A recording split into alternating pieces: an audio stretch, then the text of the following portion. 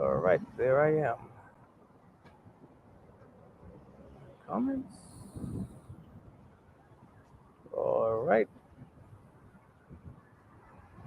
Okay, I think we're live, or at least I'm live. I don't know about anybody else. Okay, so I'm just doing a quick live here. First of all, hello everybody. It's me again, Truth Teacher, coming at you with another video, kamikaze style live stream. Because, as you all know, I just don't have no time to really schedule things on a regular basis. So I'm stealing time now and then between other errands that I need to do. So the last video that I did was regarding the case with the bodega worker who was acquitted of all charges of murder. And I've been getting comments under that video, but the one that really stood out to me was this individual who's going back and forth with me. I guess he's trying to prove that, or he's of the opinion that what happened was a racial situation. I made a statement to a reply to somebody else's statement, and I said, we were talking about gentrification, and I said that what we need to do as a people is we need to start gentrifying our own neighborhoods, right? Because think about it. We've got people moving from all over the world and all over the country to the New York, New Jersey area, right? And these are people that are getting paid a lot of money, right? They're working in high skilled jobs, you know, and they're getting paid really good money. And these people start moving into certain areas, into our neighborhoods. The neighborhoods become gentrified, and then we end up having to be moved out or not having the same amount of access to the neighborhood anymore because we can't afford the rents, et cetera, et cetera. So, my thing is this: why should this area have to rely on getting people from outside the city when we've got thousands of people here, human capital, that could be doing those jobs? Why is it that we're not educating our own people so that they're in a position to fill those, you know, those empty jobs or the jobs that are in demand that are high paying? Hey Moreno, what's up, sweetie? How you doing? Why can't we have our people filling these positions, these high paying jobs, high skilled jobs, and then coming back to our own communities and fixing them up?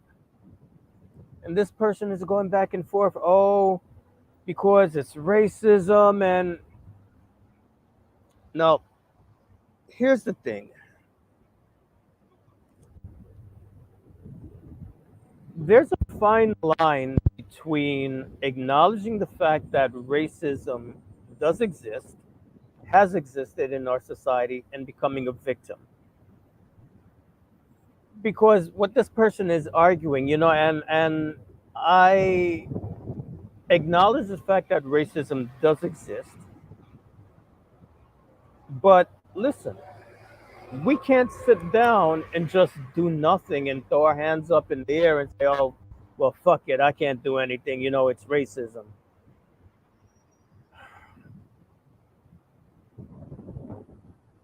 I mean, if that's the attitude that you're going to have, you might as well just lay down and die. And, you know, how do I put this into words? Because I'm feeling so many emotions right now.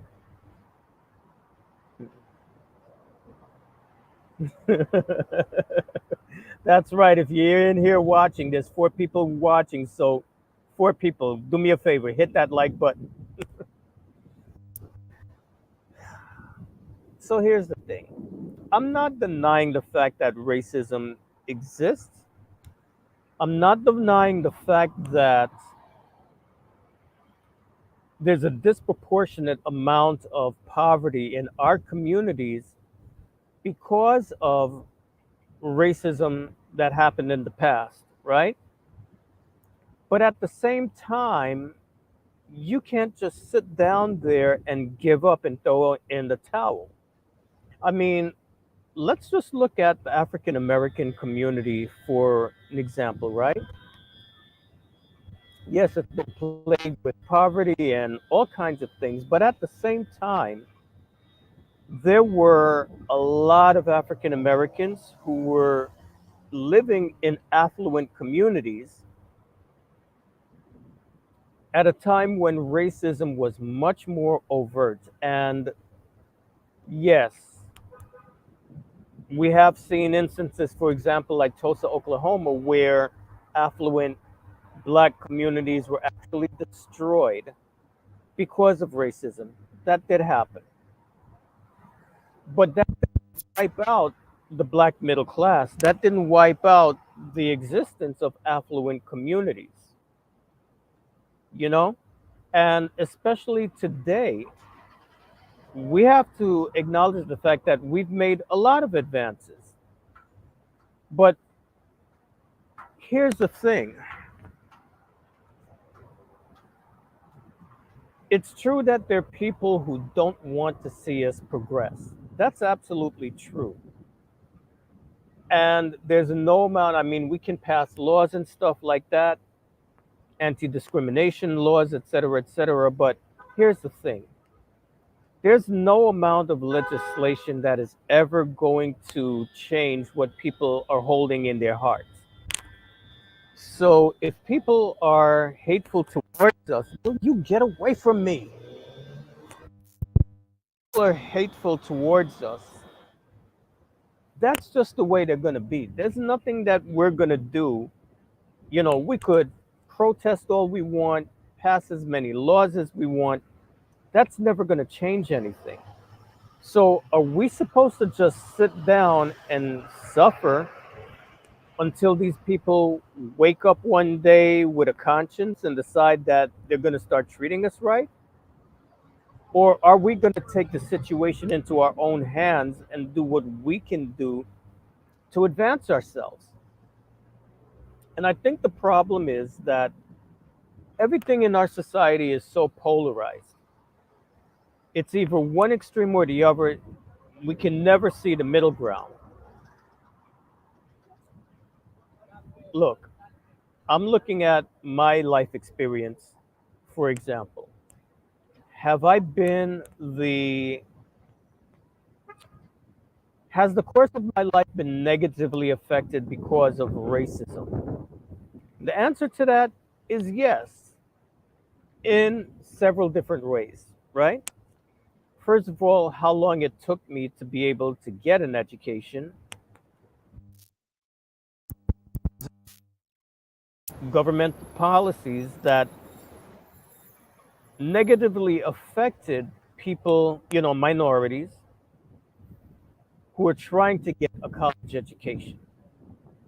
So a degree that should have taken me 4 years to get took me 13 years to get. All right. So that was one thing. I wanted to be a teacher. I wanted to go back to my community and serve my people. So I did that. But when I got into education, I found myself in a system that was designed to disempower us. I'm teaching on the junior high school level and the high school level, and I've got students who are barely literate, who can hardly read or write. I mean, I couldn't get materials that I needed in the classroom, like textbooks, math. So I'm a history teacher. teaching without textbooks, teaching without maps, and I'm teaching world history. And when I did get the textbooks, they weren't enough to go around. And then the bigger problem, though, is that my students could not read the material because the overwhelming majority of them were not reading on grade level. So I had to make my own textbook material from scratch every single day. And I made it, I had to drop the level down. I was writing, literally writing my materials on a first grade reading level. And my high school and junior high school students were still struggling with the material. And these are people, for the most part, whose first language was English. They're in junior high school and high school, and they cannot read on a first grade reading level. And, as my experience progressed as a teacher, I saw the reason why, because these kids were not being prepared on the lower levels, the lower grade levels. So by the time they came to me, they were already behind several years. Now, when I tried to address the issue and tried to create a plan to bring my students up to grade level, I got in trouble. I had one class, for example, it was a special ed class, and these were kids who were mildly retarded. There was only one student there that was really, she needed to be in a different setting altogether because she was just like severely disabled, you know. But the rest of them, they could talk, they could express themselves, all their faculties were working. They were just what we would say, a little slow. But these kids could not read. As a matter of fact, they didn't even know their alphabet. And the reason for that was because everybody, oh, special ed, they got learning disabilities, they're disabled, why even bother? I don't believe in that. So I said, okay, they put me in here to teach these kids history, but these kids can't read. They're in the seventh grade and they can't read. They don't even know their alphabet. So I said, okay, you know what? I got to teach them how to read. But I'm going to use history as the vehicle to improve their literacy. So first I had to start with the alphabet because they didn't even know the whole alphabet all the way through. I had to start by teaching them the alphabet. Then I had to teach them the sounds that the letters make. Then I had to teach them the vowels. And then I had to show them how to put the sounds together to make words. Now, we would use the historical material to build their reading skills and their comprehension skills. So it would be like, okay, sound out the word. Okay, we know the letters. We're reading this about a historical period, but now read the paragraph. Okay, you're going to take the words, break it down. What letter, the sounds of the letters now, the vowels. Right. So we're using that, and now they're learning how to read. Okay, so you just read that. What does it mean? Tell me in your own words what that means. So now we're working on reading comprehension. I had one student in there. His reading score literally went through the roof. All the kids are learning how to read now, right? When the principal comes to me and she's like, well, how's everything going, Mr. T? I'm like, everything's going fine. Well, where are you in the curriculum right now? I said, the early colonial period. Where should you be by now? I said, the Civil War. And she fucking freaked out. What do you mean you're only in the early colonial period and they should be in the Civil War? I said, Miss Garcia, you don't understand. I had to teach them how to read. They should be in the Civil War period. Why didn't you open up the textbook with them and get I said, Miss Garcia, you didn't hear me. I said I had to teach them how to read. What do you mean you had to? I said, you're not hearing me. I had to teach them how to read. The students were illiterate. They didn't even know their alphabet. I had to teach them the alphabet.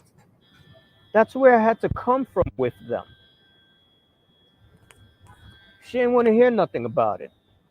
So then I got taken out of the classroom, and God only knows who the fuck they put in there after me.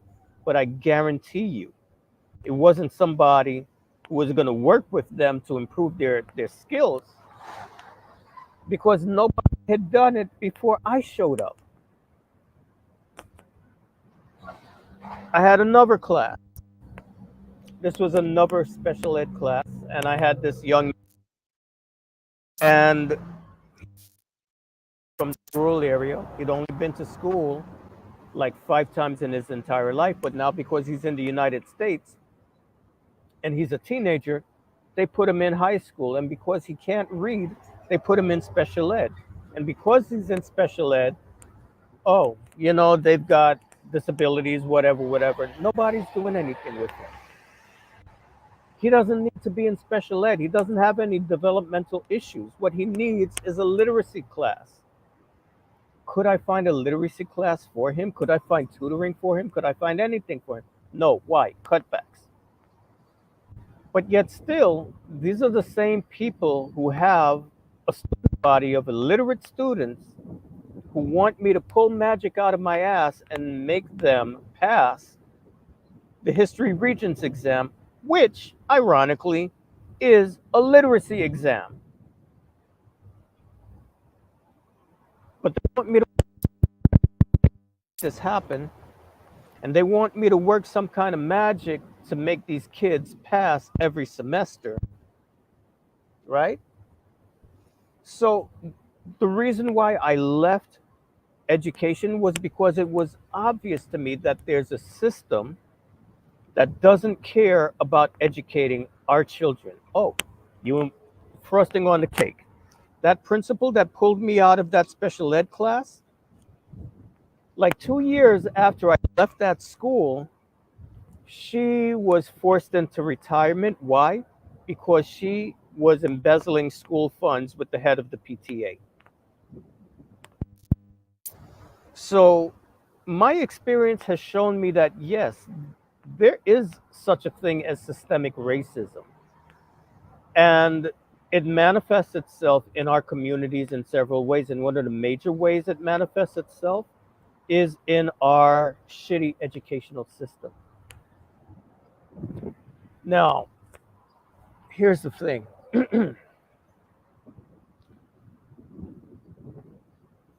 It's a double-edged sword here, because on one hand, you have a system that is underserving our people. But on the other hand, you also have a system that is enabling these children and coddling them. This liberal, lefty bullshit system, and I never thought that I would be one of these people talking about lefty liberals and their bullshit, but here I am because it's the truth, where you don't do anything to really help the students, but you make sure you do everything to make sure that they feel good. You see, the irony with liberalism and conservatism, the far right and the far left, they're just two wings of the same bird when it comes to issues that affect us, because one side is blatantly racist and wholeheartedly believes that we're intellectually inferior, right? That's the far right. The far left believes the exact same thing, but their approach is Those people, they're just, they're inferior, and it's unfair of us to expect inferior people to function on the same level with superior intellectual people, intellectually superior people. So, it's like, and you have to be kind to us and protect us, and not hurt our feelings, because, that's cruel. So what they do, they come in, and instead of holding our students to high academic standards, they dumb the curriculum down, because what they believe is that these kids are too dumb to succeed. So we need to do things to boost their self-esteem, artificial things, make them feel good about themselves. No, they're never going to be on the same level as the rest of us, but at least we can make them feel good. And that's what we have in the educational system. Now, what's the result of this? There's a lot of negative behavior in the classroom on the part of students. They come into the classroom, and for them, coming to school is just hangout time. And it's cool to disrupt the class, it's cool to interrupt the teacher, it's cool to clown around and act the ass and act the fool. And it's not cool to excel academically. If you excel academically, you're a nerd, you're trying to act white, you think you're better than everybody, and you're actually socially penalized by your peers if you want to excel in school. Where I grew up in the Caribbean, it was just the opposite. The most popular kids in school were the kids that were the most intelligent. But here in our society, if you're too smart, you can literally get your ass kicked. I mean, there's loads and loads of anecdotes about kids who tried to be, well performing, high performing in school, only to get jumped after school by other kids. Oh, you acting white. Oh, you think you better than us. Blah, blah, blah, blah, blah, blah. Whatever. You're an ass kisser. Teacher's pet. And then when you try to communicate with a lot of these parents, it's even worse. Trying to tell the parents, bring it to their attention that their kids are illiterate. Well, you the teacher, ain't that your job? That's what you supposed to do. You the one that's supposed to teach them. That ain't my job. That's your job.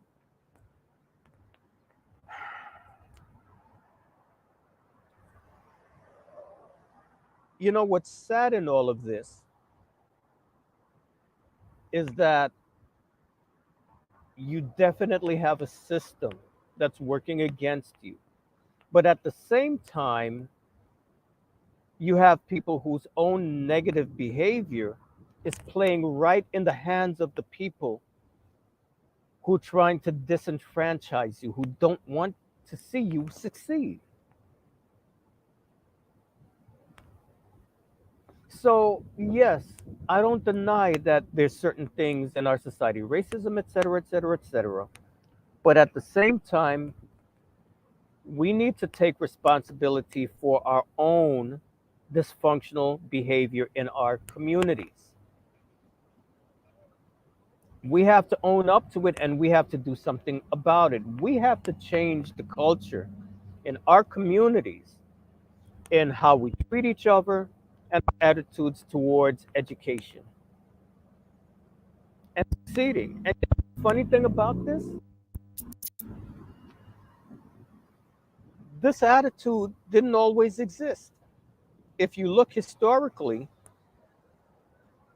after slavery was abolished and we had the Reconstruction period, people were so hungry and thirsty for education. People were so thirsty for education. People became literate at astonishing rates.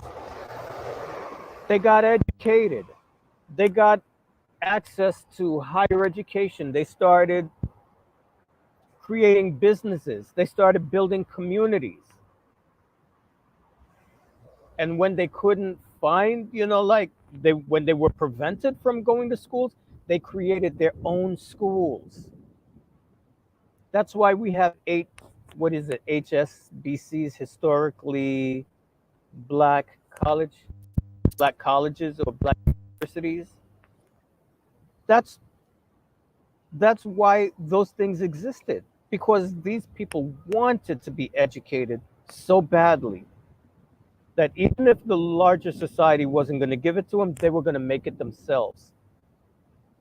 And a lot of these people, a lot of these schools were underfunded, incredibly underfunded, but the students were high functioning. And the reason why is because the teachers in that school, in those schools, held the students to high standards because they were from the communities that they were teaching in, and they didn't accept underperformance. It was a school in the DC area, Dunbar High School. I want you all to do a favor. After this live stream is over, go look up Dunbar High School. It had some of the most intelligent students in the country. These were students, black students, who were functioning not only on the same level as white students across the country, but in a lot of instances, they were outperforming them.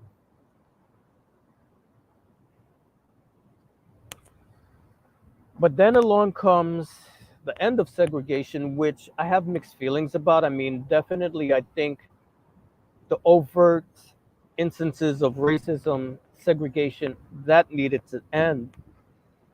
But at the same time, we needed to hold on to our own institutions. You know, for people who didn't have access to quality education,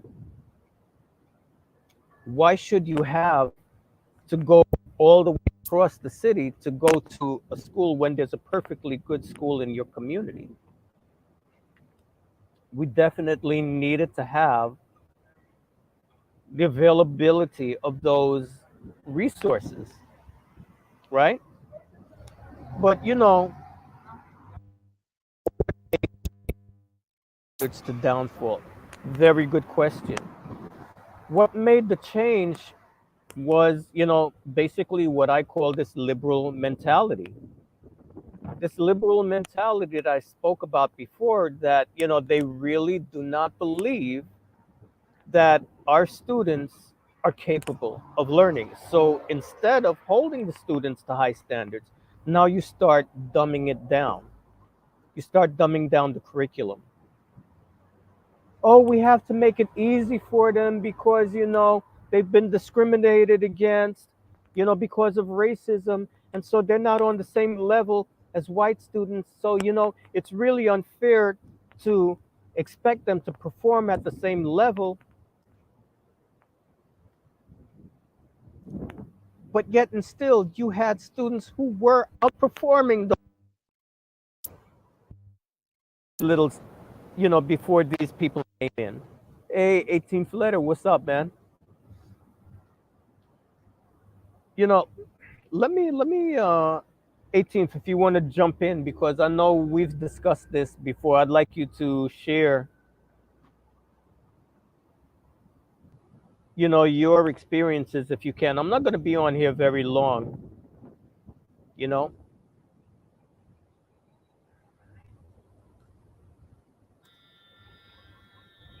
but this is what's happened. And the other thing is that, look, I think it's very necessary that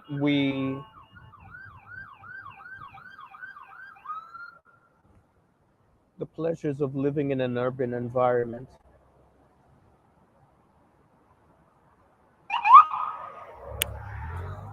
We definitely need to talk about racism when it is happening. We definitely need to speak about that history. But I think there's a fine line. And unfortunately, I think we go over the line from talking about a situation to inculcating a mentality of being perpetual victims. So instead of going from we've been held back because of racism, it now becomes we're never going to be in a place where we can succeed because of racism. And that's the mentality that I just cannot reconcile and I cannot accept. It's true that these things have happened and still are happening, but I mean, damn, what are you going to do? You're going to sit down there and let your ass get kicked and just, oh, well, there's nothing I can do about it. We have to do what we can do to give ourselves the resources that are necessary to be able to compete in the world. And even though racism does exist, I'm going to tell you something. Even though it exists, and even though you are, I'm not going to tell you that you're not going to experience discrimination. You most definitely will experience it in some way, form, or fashion. But to say that you will never succeed, that you can't succeed, that is that's an absolute lie. I'm in a position now, I'm transitioning into another career. This year, I'm 55 years old. I'm starting my life all over again for the third time in a row. I might be struggling right now, but pretty soon, my economic situation is going to drastically improve for the better. I'm almost there. Now, I'm going to tell you a story about my family, right? Hey, Blood Moon, what's up, sweetie? My younger brother, and then this other person was saying about, like,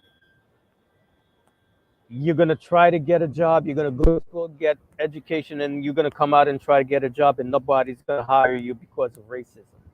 Well, my little brother, yeah, blood of the newborn, it really works. Just kidding, that's a joke, that's a joke. My little brother, right? When he was in preschool, they diagnosed him with learning disabilities and they put him in special education. Now, I was vehemently opposed to this, and me and my mom would always bump heads about this because, as far as I was concerned, this was total and complete bullshit. My little brother, this was when Michael Jackson was like at his peak, and I think the album that Thriller was the album that was out at the time. My little brother would listen to that record over and over and over again to the point where I fucking hated Michael Jackson. Not as much as I hate Prince, but got on my nerves. Sorry, Lily. But now I'm looking at this, right? And I'm saying to myself, if this kid can listen to this album one time and already he knows all the lyrics to these damn songs, how the hell does he have a learning disability? But when you try to sit him down, okay, let's do your homework. Let's, he can't read. I'm saying, okay, you know what? I'll teach him how to read. Let's do some schoolwork. Mommy!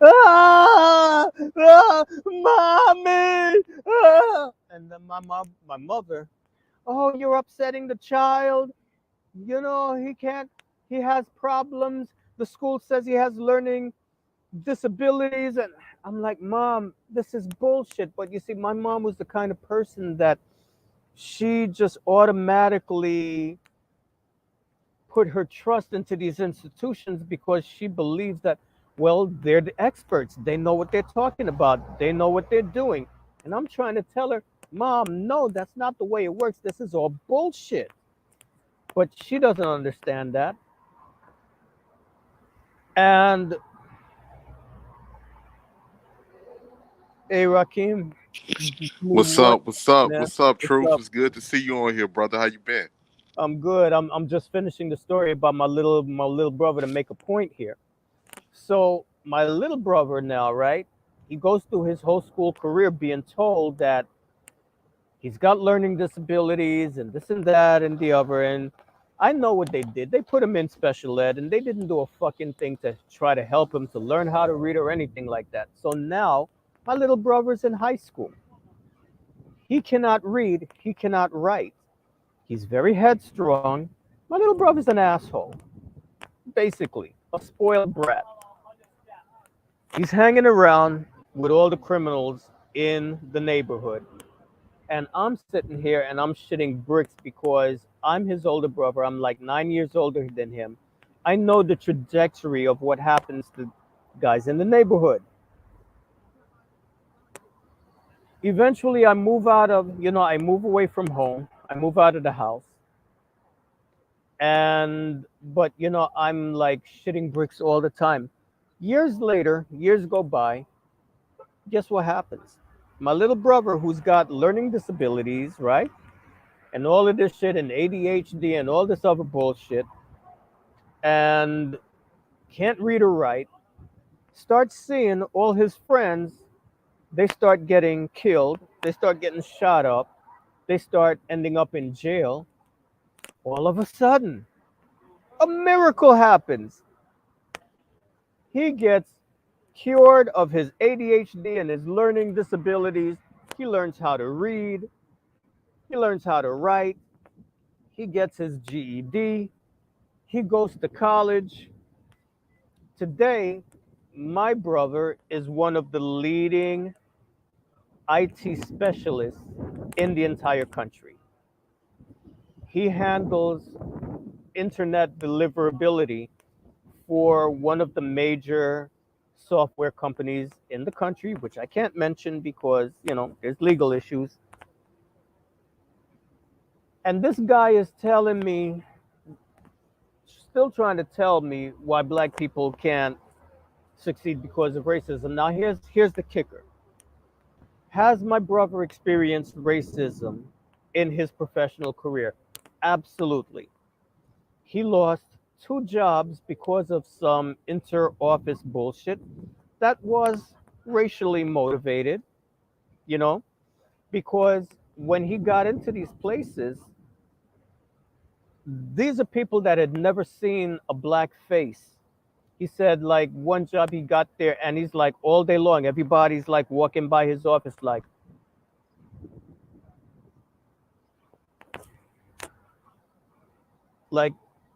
they'd never seen a, a person of color in that position.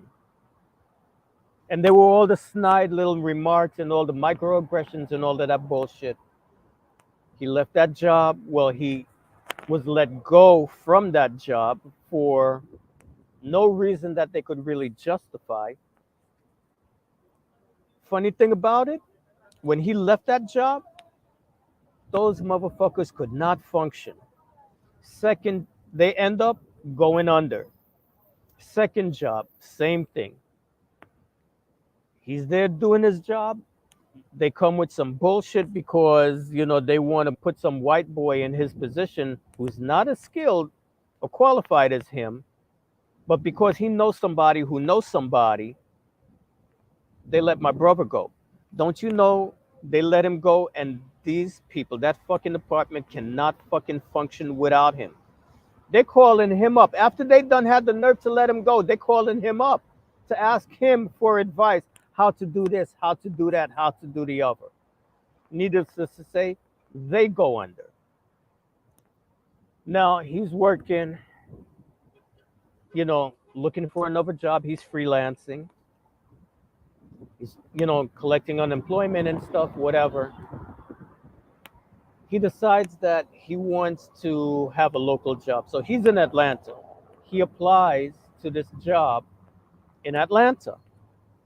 They see his resume and they fucking wet their panties. They're like, oh my God, what do we have to do to convince you to come on board? So, yo, let's set up an interview. You can come and talk and blah, blah, blah. So, all right, fine. He goes for the interview. He shows up, and the person at the reception desk does one of these numbers.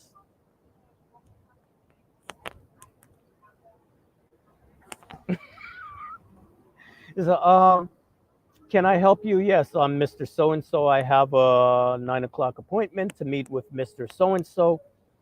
Um, I don't know. Was he expecting you? Like, yes, he was expecting. He said, oh, okay. Well, why don't you have a seat there, and I'll see what I can do. And so he's sitting there, and he's sitting there. Now, the reception area, it's got these big glass doors, right? So you can see right through. And you see the receptionist doing one of these.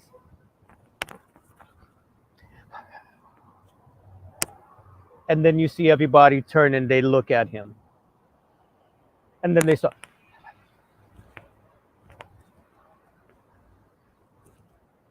So he's waiting there. 1 hour goes by, 2 hours go by. So he goes up. He says, excuse me, but is there a problem? I've been waiting for Mr. So and so. We had an appointment. Oh well, Mr. So and so isn't in today. But now you see what they don't know is that my brother did his research and he looked up all of the people, like the whole team. So he saw Mr. So and so came out there with the receptionist and was like, so he was like, okay, this is some bullshit. So, well, he's not here today. We don't know when he's going to be in. We can reschedule an appointment for you. So he goes and he doesn't hear anything. Doesn't hear anything. So he calls up, hi, I'd like to reschedule, an appointment. And they're like, oh, we're sorry, the position has already been filled, which is bullshit because it's still being advertised on Indeed for like 2 months after that incident. But guess what? He ends up getting an interview with the company that he's working with now, who is paying him more than double than what that Atlanta company was going to pay him. Not only that, but that company in Atlanta that didn't want to hire him ended up going under. So, yes, you are going to face racism, but just because you encounter these things doesn't mean that everybody is going to be on that tip and that you can't succeed. There's always going to be people out there who want the skills and the talent that you have to offer to their companies. Hey, Rakim, man, what's up? What's up, Truth? How you been doing today, brother? How's everything? I'm all right. I'm just taking a little break from my studies to do this quick live stream because I saw something in my comment section that just really annoyed me. And it's this idea that no matter what we do as people of color, we're never going to succeed because of racism.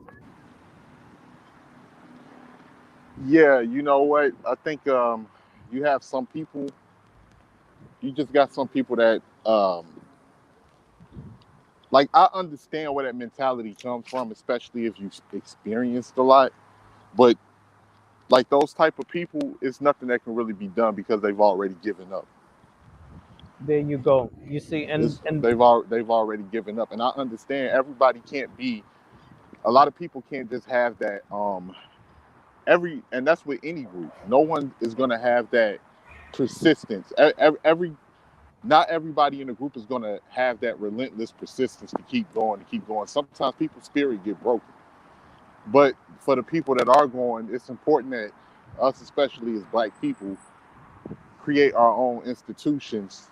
Well, absolutely. we have done in the past, but we create our own institutions to pretty much help hire ourselves and help hire our own, because is Absolutely.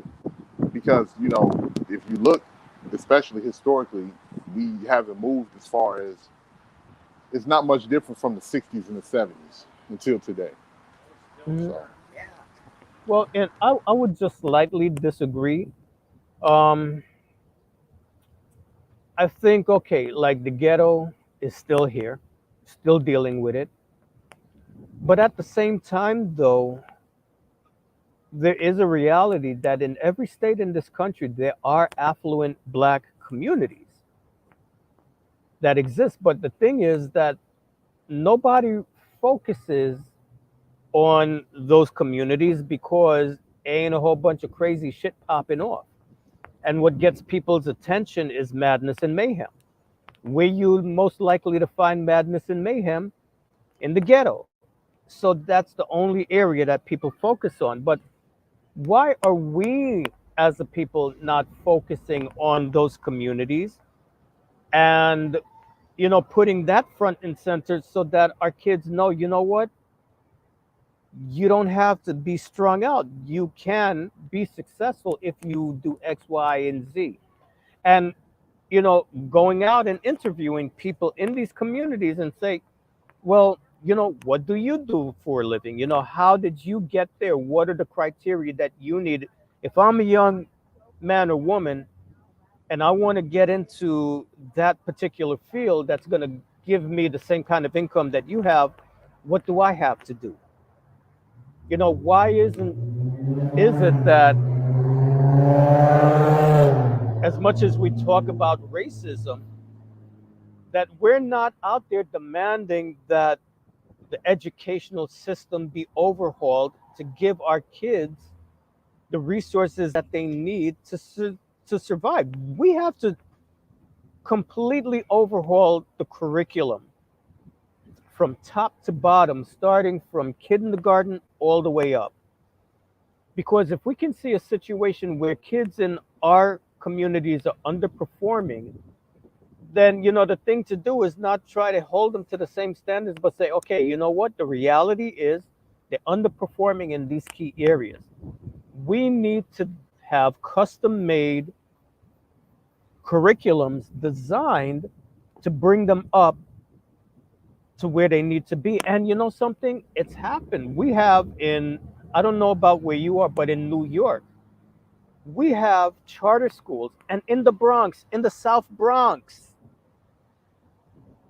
charter schools that just drew from the same gene, the same population pool as the rest of the Bronx, but they have a curriculum which produced kids that were outperforming white kids in the suburbs when it came to math scores. So now, and this is in a district that is really low functioning.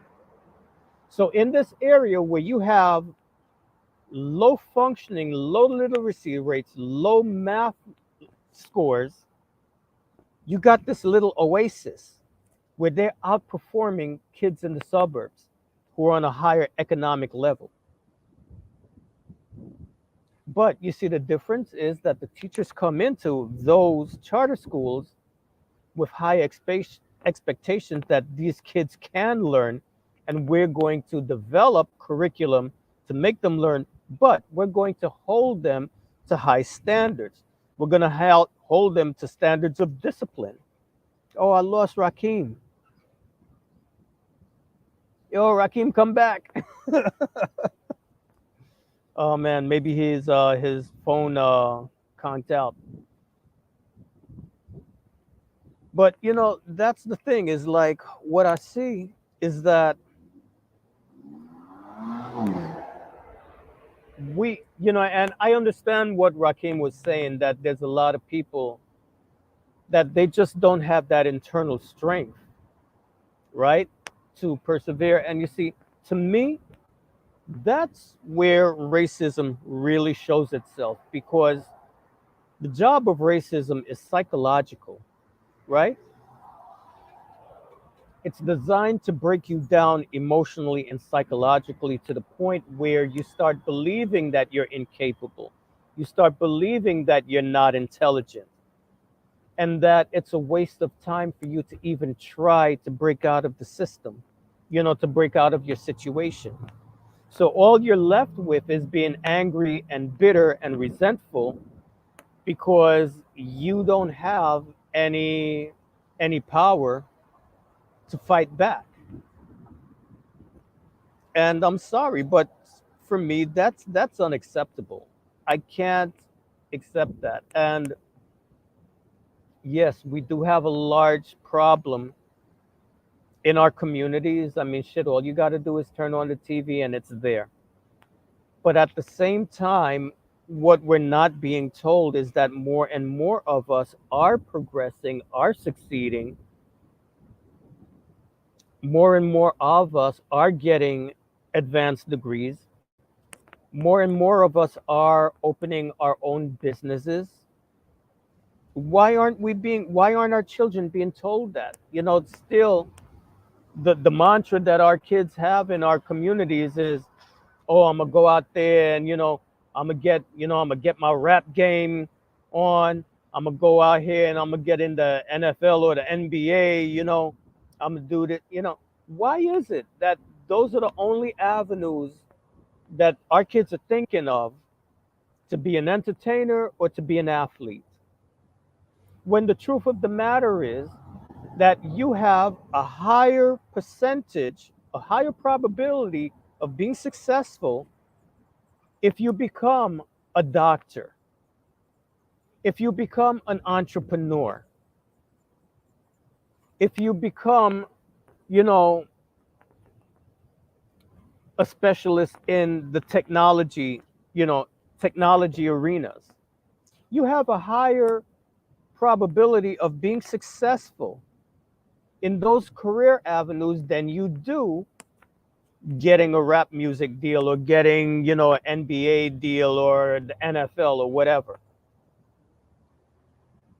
Higher likelihood of success. But nobody is venturing into that area. Oh, because that's dumb, that's gay, that's, acting white, whatever. We've been conditioned by a system to make us feel like we're helpless and hopeless. And we just keep getting fed over and over again this relentless diet of racism and what they did to you and what they're doing to you. And oh my God, you can't succeed because there's racism and the racism needs to stop. And, until racism stops, we can't do anything. Look, we have to have a fighting mentality. We don't have the luxury of sitting down and being hopeless. It all starts here in your mind. God damn, man. It's like I was like over 50 when I decided to go back to school, man. I started out school teaching. That shit wasn't working out all right. So, you know what? I went into dance. I was doing dance full time. The bubble burst with that. I was like, what was I supposed to do? Just sit down? Oh my God, it's this, it's that. And, like dance could have actually been a lot better for me than it was if it wasn't for, I'm not going to say it's racism necessarily, but let's just say there was some really backstabbing, sabotaging bitches in my life that I needed to let go of. Not mentioning any names. Lily, you know who I'm talking about. You've met her personally. But, oh, I can't go back to school now. I'm too old. Yo, Marquise, that's why immigrants come here. Yeah, yeah, and that's the thing. Black Americana have already succeeded. That, Marquise, that's exactly the point that I'm trying to make, is that there's a lot more success in the African American community than people realize because the media does not focus on it. And what I got to ask myself is why are they not focusing on it? Why is it that the only stories we're hearing about is the madness and the mayhem and the shootouts and the crime? Why is that the only, why isn't there any balance? Okay, I understand that you can't ignore that stuff and act like it's not happening, but where's the balance?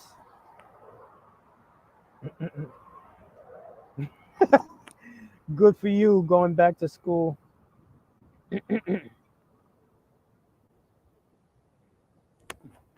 Absolutely. Yeah, that's another thing, when we talk about education, look, we definitely need to obtain higher education. And now, look, here's the thing, right? I understand that not everybody is cut out for university. But if you're not going to go to university, then you should be getting yourself in trades that are essential, that are going to give you a high income when you're done. Electronics, everybody's going to need an electrician, everybody's going to need a plumber. We got all this automation coming out now. Somebody's got to fix those damn things when they break down. I'm going into ultrasound right now. Somebody got to fix those machines when they break down. We need to be pushing our kids into technology, the technology that helps to run this stuff, right? So, going to school and getting a degree in liberal arts or getting a degree in ancient Greek pottery or some bullshit like that. I mean, like, okay, what the fuck are you going to do with that when you get out of school and you got like hundreds of dollars of student loan?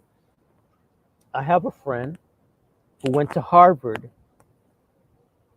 and she got her degree in, where she get her degree in?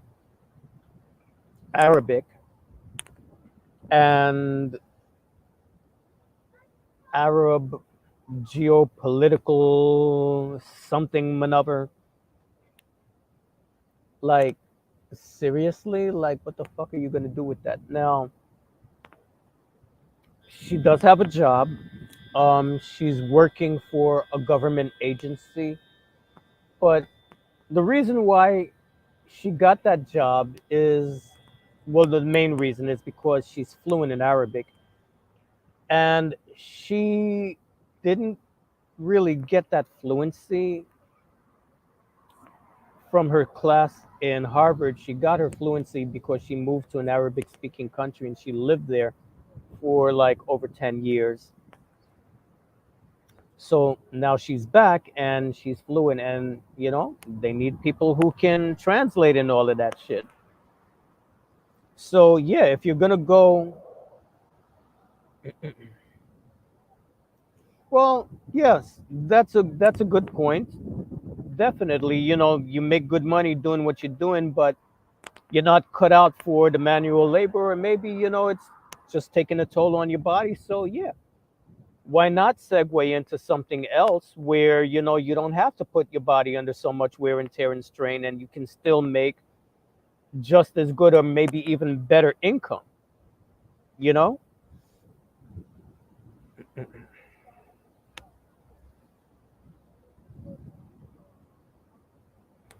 Absolutely. I mean, we can talk about this. Listen, I'm not going to sit here and pretend like I'm living high on the hog.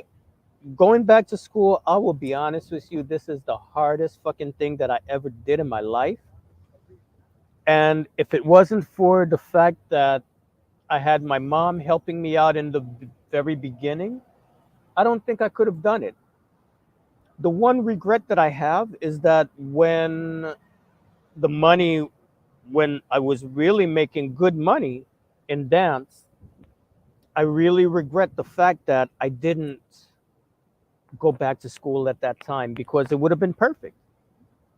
As a dancer, I'm working mostly at night and on the weekends. So I most definitely could have gone back to school and got a, the career I'm going for now, and I could have been making really good money in addition to what I was earning with dance. That's the only regret that I have. Get a degree in business and you wouldn't get hired by any company. Get a degree in business and you would get hired by any company. Yeah, I mean, listen, at the end of the day, people want skills. They want people who can do the job. Well, Lily, here's the thing about it. I wasn't ready for it at that time because my head was in a different place. My head was in a different place. And in order to go back to school, the first thing that I needed to do was I had to change my mental focus because I was kind of suckered into believing that if I didn't make my whole living from being an artist, then that meant I was a failure. And psychologically and emotionally, already dealing with leaving school teaching, because that was a real hard emotional blow for me. Because I mean, I really worked my ass off for 13 fucking years. I worked to get that degree, and so it was really heartbreaking for me when education turned out not to be what I thought it was going to be. And so it took me a while to, like, okay, you know what? You got to think differently about this. And yeah, so I had to change my own mind. I had to change my perspective. Blood Moon, you want to know if you got a business degree?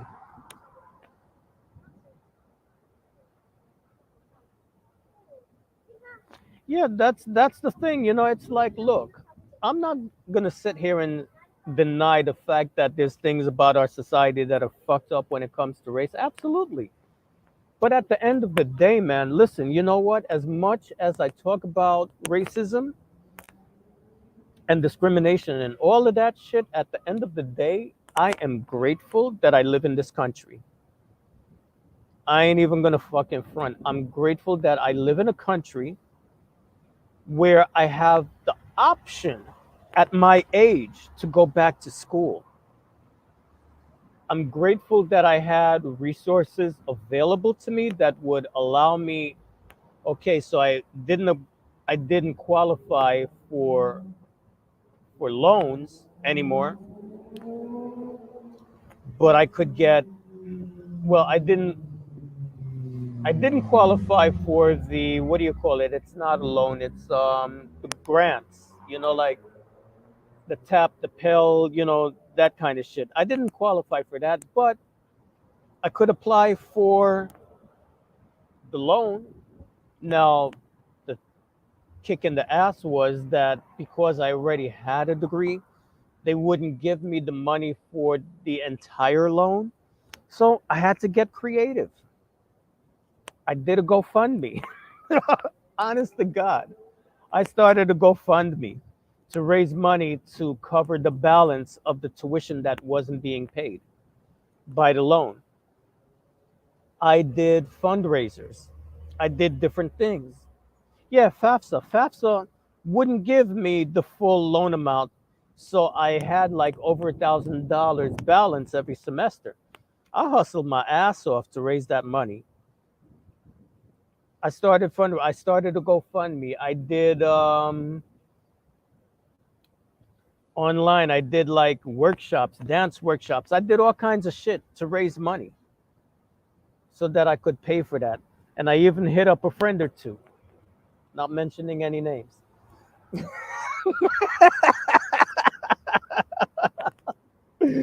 But I'm grateful because I had people to help me, and but at the same time, I had a system that allowed me to be able to help myself. So I'm grateful.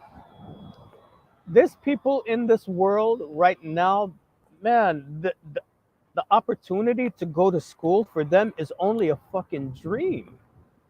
So a lot of us, man, listen, a lot of us, we sitting here talking about, oh, we can't do this and we can't do that. We don't know how fucking good we have it compared to a lot of people around the world, man. I would say this for everyone: if you got some money, scrape together some money, man. Instead of buying the latest fashion and the newest shoes and all of that bullshit, invest in a plane ticket, a passport, and a plane ticket.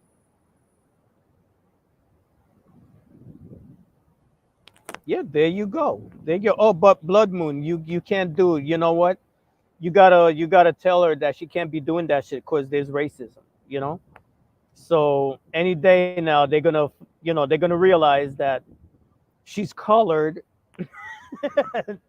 They're gonna kick her out and take away her degree. Yeah. hmm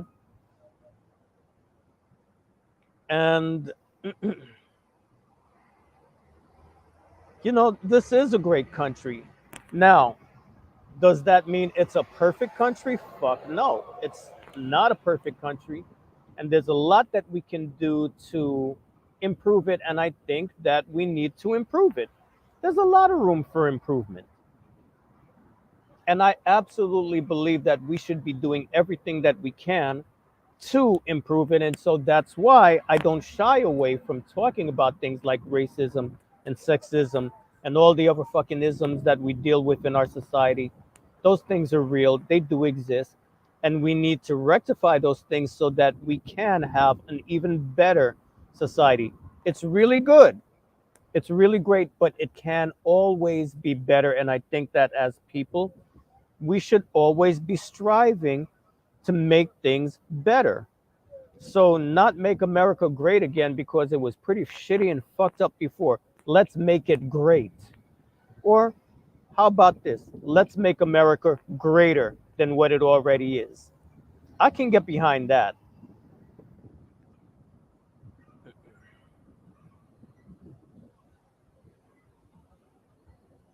Well, I wouldn't say that Hispanics overall don't care about that because let's face it, just like African Americans, there's a lot of Hispanics, Latinos, however you want to classify them. There are a lot of success stories in those communities too. But once again, just like with the African American community, nobody is focusing on these segments of society. And I got to know why. Why the fuck aren't we focusing on this? Why aren't we bringing these people into these schools in these Latino areas that are underperforming and let them know, listen, man, there's hope. There's something that you can do to get yourself out of this situation. This is what I did. This is what you can do. And sit down and work with these people. Okay, let's come up with a step by step plan. All right. You don't have the math skills. Let's focus on improving that. You don't have the reading and writing skills. Let's focus on improving that. You don't have the language skills. Let's focus on improving that. Right now, man, God damn it. We have so many resources available to us at our fingertips, but we don't know how to use them to help us improve.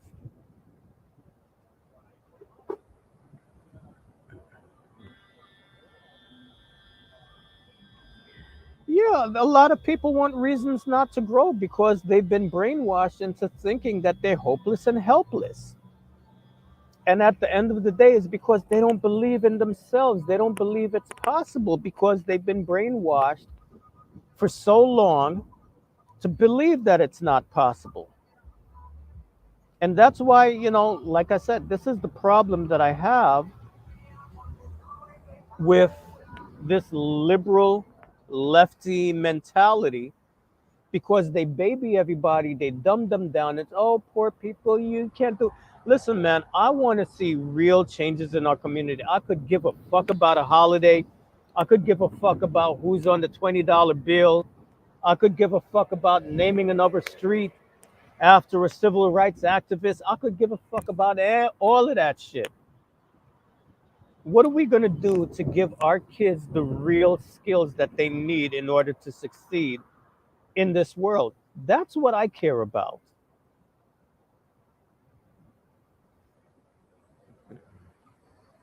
Well, we're going to have to just agree. Oh, for fuck's sake, really? And now you're going to stop and fucking arguing about it. Why can't you just fucking keep going? Now you holding up traffic for other people. For fuck's sake. The joys of living in an urban environment.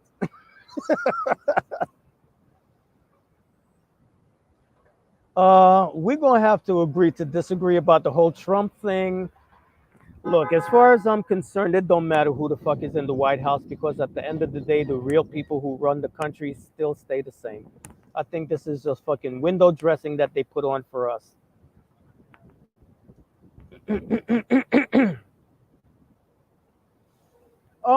Well, Blood Moon, what I would say is that for Latino people, you had a shorter history in this country.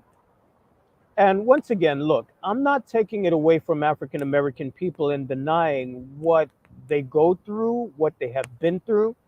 I think it definitely is important to tell that history and to address these realities. However, I do believe that there are people who are benefiting from race hustling and putting out, oh, the problem, and it's racism. There's people who are who are real race hustlers that are exploiting that painful history and these painful situations without giving our people any viable options on how to improve the situation. And that's the problem.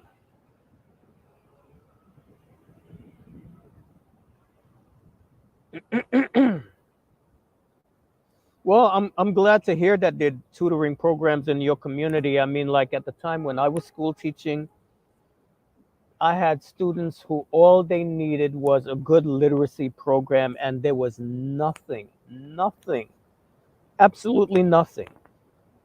So if these things are indeed there now, I'm really glad that they're there, and I really hope that parents are taking advantage of these resources in the community. But then again, there comes that part that I talk about of having personal, taking personal responsibility for improving our situations because there's a lot. Oh, what do you mean I got to do summer school? You know, look, when you look at the communities where children are advancing and excelling academically, those kids sacrifice a lot to get where they are. But our kids, oh, fuck no. What you mean? Like, dedicate a few hours on the weekend to doing schoolwork? Oh, fuck no. Oh, my God. You're going to die. What, do classwork over the summertime? Oh, my God. So you go away, and by the time you come back in September, now it's like you don't know your fucking ass from your elbows because you done forgot everybody. So as teachers, what do we got to do? The first few weeks in the new school term, we got to spend those weeks up to a month playing catch up. Not that they will grow out of it. They are too old and stuck on their ways. Well, yeah, unfortunately, a lot of people are in that position. But, I don't know, man. I think that we do need to do more in our communities and talking to the kids in our communities, in our families, to develop, ways that are going to benefit us better. Absolutely. Absolutely. We got to take care. We have to take responsibility for the way that we are parenting our kids and not leave it up to the schools. I think too many of our parents, we take the easy way out And we leave it all up to the schools. That's the school's job. That's the school job. And the fucked up thing about it is that even when you do have teachers who really want to do the best that they can by these kids, a lot of times they're being held back by the administration. And the administration will come down and make it really difficult for these teachers. There was one school, the school that I used to substitute teach in, and I did my student my student teaching in. There was this guy, and was he a history teacher? Yeah, he was a history teacher also. This dude was integrating the internet in the classroom at a time when teachers were barely doing this because the internet was still new. Everybody, for the most part, had computers at home, but teachers were not using it, like integrating their students' work with it. This dude was like 10 years ahead of his time.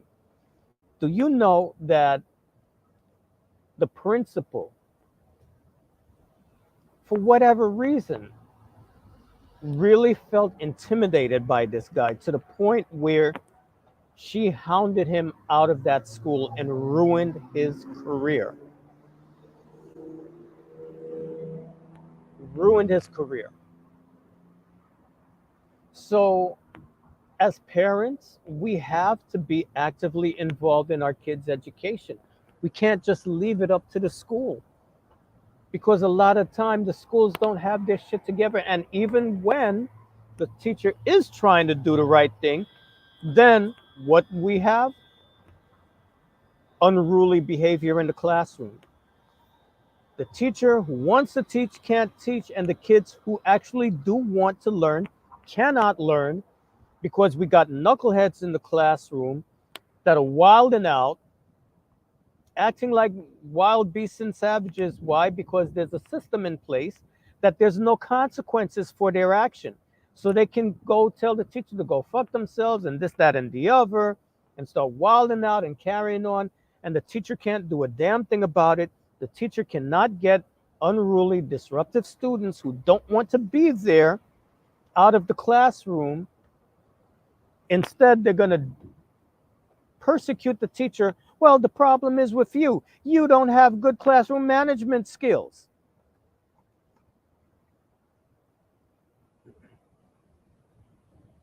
I'm a retired teacher. The school system is broken. Girl, don't you know it? We need schools for us, absolutely, and teach the children to be entrepreneurs, not slave labor, absolutely. And at the same time, we need to we need to revive the culture of striving for excellence in our schools because right now our children don't believe that excelling in school is desirable. It's not cool. You stupid, you a nerd. You know, if you speak standard English, you acting white, you trying to be white. We discourage them. So this is the thing that's so frustrating. It's a double-edged sword. On the one hand, you definitely have a system that's working against us, and on the other end, we have people that are just playing right into the middle of their hands. That's where they want us. They don't want to see us succeed. So yeah, they want to see you acting the ass and wilding out and doing all this kind of shit. Because as long as you're doing that, you're not gonna acquire the skills that are necessary for you to compete. Hold on. Here we go again.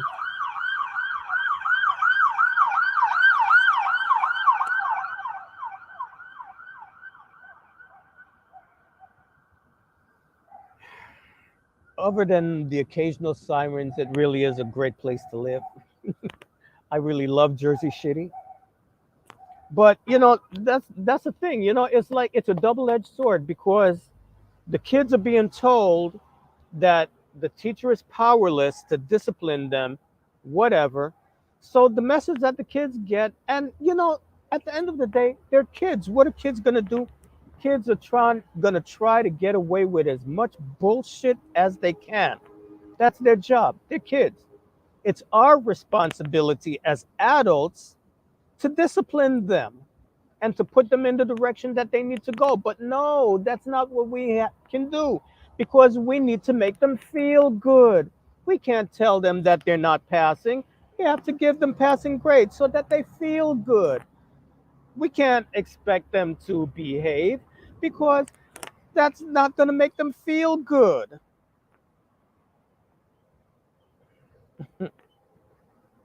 You know, so yeah, at the same time that we're being sabotaged, we're a lot of us are sabotaging ourselves.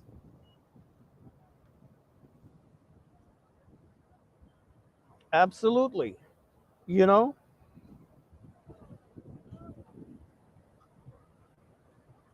Well, yeah, unfortunately, it's like we need to stop having people, or, the thing is, we have to wake up and realize that there's some degrees that are just complete bullshit. Because in my field, right, going into sonography, at once there was a time when you could go and you get yourself a 2-year associate's degree and you could get a job in the field. Guess what? You can't do that shit anymore. I have classmates who went to school, they went to my same school, they did the 2-year program, and when they went out and they tried to interview for jobs, nobody would even fucking look at them because they didn't have a 4-year degree. So she had to come back and take additional courses to get that 4-year degree because now, I mean, there's certain places in the country they'll take you with a 2-year degree, but in the New York, New Jersey area, the Northeast, hell fucking no, you ain't going nowhere with an associate's degree. So if that's the case, why do we have our kids wasting their time and money getting degrees that they're not going to be able to do a goddamn thing with when they get out? So if you're going to school, my thing is this: make sure that whatever degree you get, you're going to be able to earn some money when you fucking get out of school. Your bachelor's degree will make a difference, especially if you're going into a specific field that's in demand and they need the services and the skills that you have.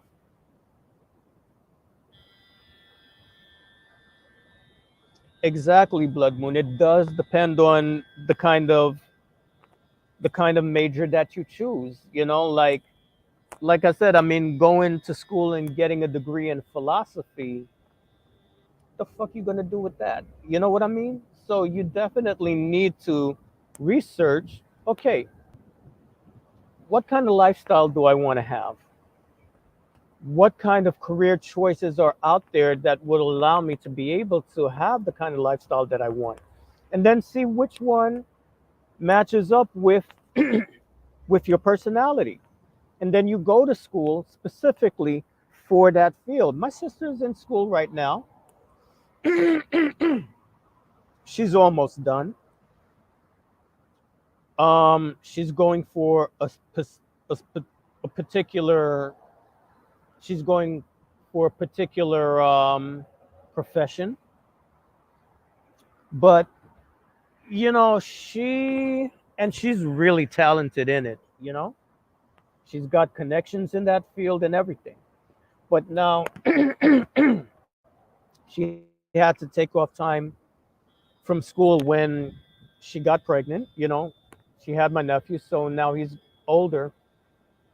She went back to school, and you know, once again, you can't listen to people talking shit in your ears because she went to enroll in the school. She told the administrator, whoever the fuck, what she wanted to do. This woman's looking her up and down and telling her all kinds of bullshit. Oh, I don't think that's a good idea. You should. I think it would be much better if you went into psychology. So, my sister became discouraged and, she decided, okay, well, you know what? She's not going to go for the profession that she was. She's going to go for psychology. So I said, and I always want to support her. But I said, Okay, well, look, let's just be realistic here. You go into school, you're gonna have, school debt and all of this shit to pay back. And what fields, if you get a degree in psychology, what careers can you go into that's going to give you a decent standard of living? Oh, well, maybe this, well, maybe that. Oh, God, I don't know. And, they said this, but then I'll get this. Now I got a degree in psychology. I'm going to have to go and get a master's in this and that. And that's going to take. I said, okay, so let me ask you something. Can you tell me why you decided not to do what you originally started going to school for to begin with? And that's when I heard the story. Well, when I went to enroll in this woman and she had such an attitude with me, I said, you know what? Let me tell you something. You go back and do what you wanted to do originally. Don't let this fucking bitch screw your head up and talk you out of what you were doing. I said, why the hell are you going to go into a completely different field? You got no contacts, no experience. When you had a field that you were good in, you were so good at that job, they told you to go to school. You created a protocol that they're using. You got contacts in that field. Who do you have in psychology? What contacts you got? Because another thing that we got to talk about, yes, your degree is important, but making social connections is also very important. Our kids are not being taught how to succeed and how to play the game of life in order to succeed. Oh, that's not fair. Fuck being fair. You think any of the shit that we've gone through was fair? It ain't about being fair. It's doing what you got to do.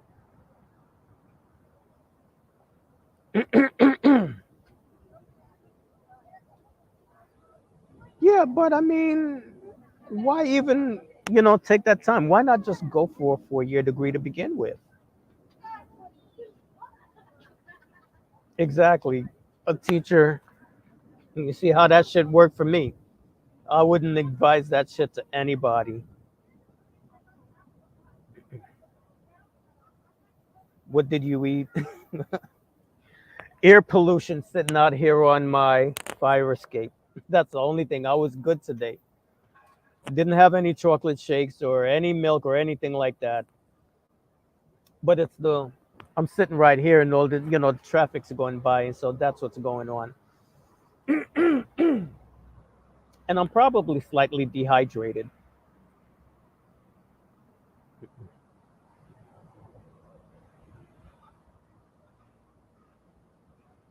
A lot of us know people that have a psychology degree. I originally was going to get a psychology degree. Then I changed it for education. A lot of good that did me, but whatever. Hey, the only way I would have known was to actually go out and do it. So you live and you learn. Yeah, it is expensive. Shit. Like you think what I did was cheap? Hell no. It was a lot more expensive than the first school I started going to, but that first school that I was going to was only giving an associate's degree. I didn't know that, and I didn't know that the system. So, it actually worked out in my favor that I kind of flunked out of that first school. Look, I went back to school. Shit, you realize when I got my first degree, like the internet didn't even fucking exist. And now I had a class that was half online and half in person. I made mistakes and it cost me. I ended up flunking out of that school and I had to go to a private school.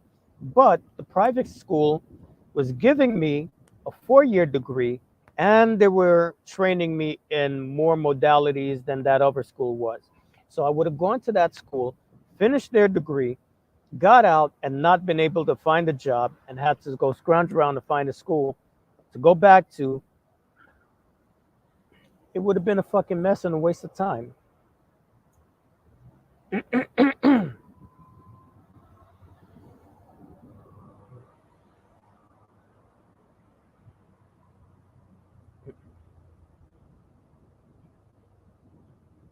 Yeah, I've been sitting out here. I'm trying to even out my color, man. Like, fuck, look at how fucking dark my face is and look at the rest of my body, man. Jesus Christ.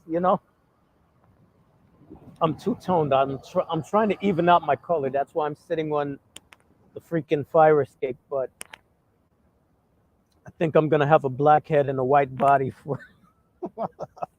quite a while. I don't think it's evening out, but I tried. Yeah, so I definitely am dehydrated. I need to go in and get something to drink.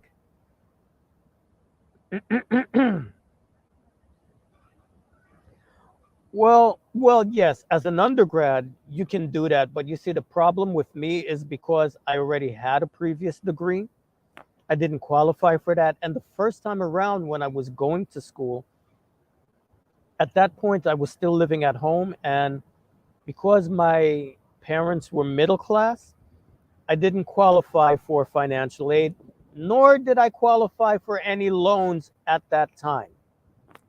So I had to work to raise the money to pay for my tuition, and that's why it took me so long to get the degree. Now I guess things are a little different, but fuck it. By the time I went back to school now, because I had that first degree, I couldn't get, I didn't qualify for financial aid because I already had a degree, and because I already had a degree, I couldn't take out the full tuition in loans. But I still, I hustled. I found a way to make it work.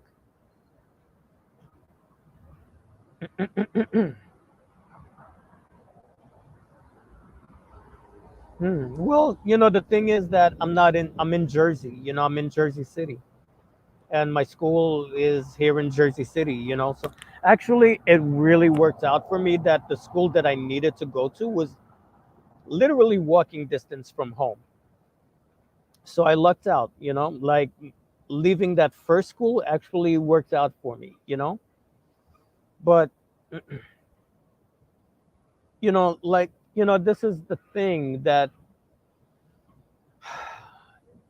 yes, like I've been saying, racism is real, discrimination is real, injustice in our communities is real.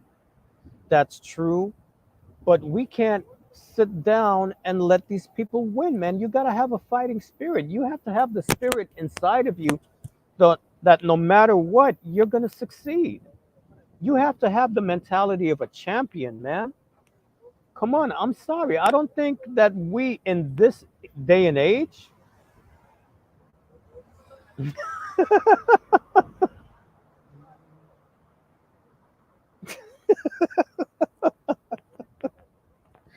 yeah, like I should have just sat out in the sun like the first when it first got hot. I should have just like laid out in the sun and let everything bake at the same time. Cause now it's like my face is like really dark because even with sunblock, as soon as the sun hits me, it's like I start tanning.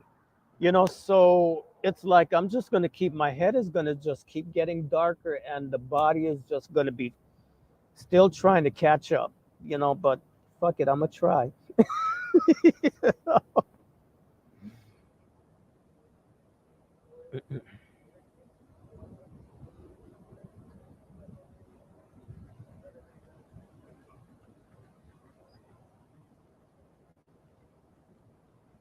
Well, yeah, I mean, listen, man, look, I'm not gonna sit here and tell anybody that this shit is easy. It's not easy.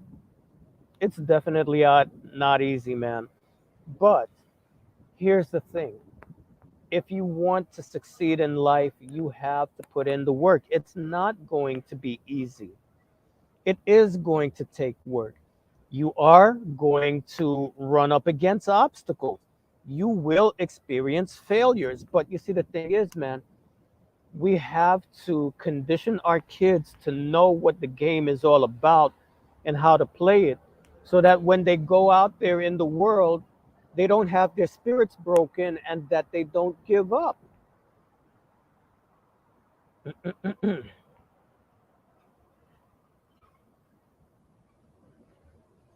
I don't have a wide forehead. I have a tall forehead. Some people.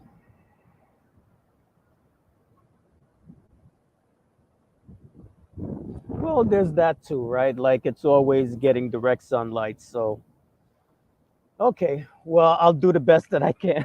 I'll try to even it out. But, the only thing I don't want to get those like marks, like from, when you're wearing your t shirt and like this half is dark and this part is all white and you got the fucking yoke around your neck. Like, I hate that look. But, like I was saying, the thing is that we need to start teaching our kids what life is all about and stop being so goddamn soft, man. Look, the generations that came before us, man, they really went through some difficult shit. And a lot of them were able to succeed and make something of themselves and improve their lives.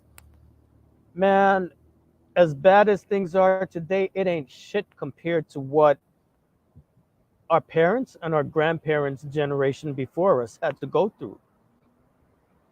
So we don't have the luxury to sit here. We don't have the luxury to sit here and complain when we've got opportunities available to us that past generations would have fucking killed for. We owe it to our ancestors in the past to make the most of whatever it is that we have available to us now. We owe it to them. So I'm gonna wrap things up because I need to go back in and I gotta cook. I hate to do that shit, and I need to do some more studying. So, I just wanted to come here and to make this video because this is something that's been, like on my mind and on my heart for a long time, man. It's like, look, I think a lot of what we need to do, part of what we need to do is also to spend a little less time on social media and less time watching the fucking news because all it does, I mean, yeah, you have to be informed about what's going on, but goddamn, man, to just be, it's overkill now. It's overkill. And yes, these things exist, and we definitely need to be aware of it. We definitely don't need to be putting up with nobody's bullshit. But at the same time, we need to really condition our minds that we're going to do whatever the hell is necessary for us to succeed and overcome, despite whatever these people want to do, whatever obstacles they want to place in front of us, we're going to succeed no matter what. We have to rebuild that fighting spirit that we had in us in previous generations. Now everybody's just so fucking soft and weak and so goddamn sensitive. And man, look, I'm not here for the bullshit. That's all I'm saying. I'm not here for it. So everybody, thank you for stopping by. Rakim, I'm sorry I was running my mouth. I really thank you for stopping by. Thank you everybody who's been here. Blood Moon, Morena, the Green Vegan. Thank you, Lily. Thank you, Lily, for being my guinea pig so I can practice my scanning skills. I'm really getting good now. Thank you, Salvatrucha. I hope I said that right. Salvatrucha. Okay. Marquise, thank you for stopping by. Let's see, am I forgetting anybody? The fly on the wall. Thank you for stopping by. 18th letter man, Rakim. Thank you for coming by. I really appreciate you, sharing your input, and I really appreciate it, man. And looking forward to seeing you guys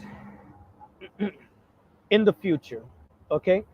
So, with that said, everybody, peace out. Love, light, peace, prosperity, and perfect health to all of you. Bye bye until next time.